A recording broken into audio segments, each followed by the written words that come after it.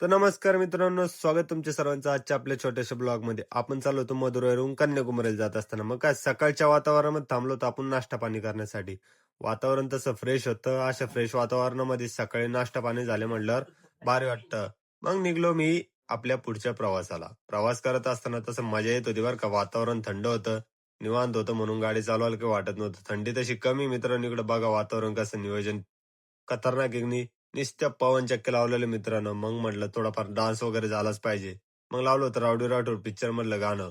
गाण्यावर मस्त डान्स केला मित्रांनो आणि निघालो आमच्या प्रौढच्या प्रवासाला. प्रवास करता करता कावशी कन्याकुमारी मध्ये पोहोचलो मलाच कळलं मित्र. आम्ही पोहोचलो मस्तपैकी सगळे कॅबिन मध्ये व्ह्यूचा नजारा घेत होते.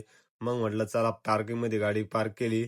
निघालो आम्ही कन्याकुमारी फिरायला जाण्यासाठी. मग काय आपलं ओमकार भाई आपल्या पुढं ना आपण त्याच्या मागं. पार्किंगच्या बाहेर निघल्याच्या नंतर मस्तपैकी शॉपिंगचं दुकान होत्या मित्रांनो. पण इथं काही खरेदी करू नये. खूप महाग लागतं मित्रांनो. बाहेर तिकडे करावं. मग आलो मी आपल्या समुद्राच्या दिशेनं. समुद्र तसा निळशार होता, शांत होता, पण बघायला खूप सुंदर होता मित्रांनो. मग चाललो होतो मी पुढं अजून व्हिडिओ काढण्यासाठी. म्हटलं आपण आलो एवढ्या लांब कन्याकुमारीमध्ये, फिरणं तर झालं पाहिजे की नाही. मग ओमकारला म्हटलं चल भावा एक मस्तपैकी वॉकिंगचा व्हिडिओ घे. वॉकिंगचा व्हिडिओ करताना म्हटलं काट डालूंगा बरं की नाही मित्रांनो. पण त्यानं काही व्हिडिओ कट केलाच नाही. मग काय निघलो आम्ही मस्तपैकी शॉपिंगचे कॉम्प्लेक्स बघा किती छान आहे. इथं केलेले कन्याकुमारीच्या गव्हर्नमेंटनं रात्रीला सनसेट पाहण्यासाठी जागा एकदम भारी मित्रांनो इथं. व्ह्यू एक नंबर होता. तिथला व्ह्यू घेतला निघालो आम्ही पुढच्या प्रवासाला.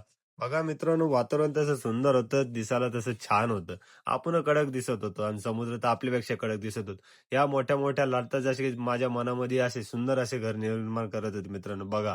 ते आहे मित्रांनो व्ह्यू पॉइंट. इथं लागते आपल्याला ₹30. इथून मस्त समुद्र बघण्याचा आनंद म्हणजे फिलिंग ढगात आहे मित्रांनो. आणि त्या साईडला आहे स्वामी विवेकानंद महाराजांचा स्टॅच्यू. बघा मित्रांनो वातावरण कसं कडक आहे की नाही. असं खतरनाक वातावरण बघण्यासाठी फिरावंच लागतं मित्रांनो. बघा स्टॅच्यू पण किती छान दिसतोय. जसं काही आयलंड मध्ये स्थापित केलेले मित्रांनो बरोबर आहे की नाही. असा वातावरणाचा आनंद घेतला आणि मला तर काही जाच वाटत नव्हतं मित्रांनो. मी तर खरं खूप एवढा मोठा फॅन झालो होतो ना कन्याकुमारी सिटीचा. म्हणलं इथं थोड्या वेळ बसलो पाहिजे म्हणलं आपण रील वील शूट केली मस्तपैकी. म्हणलं बघा मित्रांनो वातावरण कसं खतरनाक होतं. मला तर जाच वाटत नव्हतं. मग आपण समुद्राला पप्पी दिली मित्रांनो. लव्ह यू बच्चा म्हणलं. आपलं आवडीचं वातावरण होतं. मग काय म्हणलं आपला आजचा शूट झालेला आहे म्हणलं.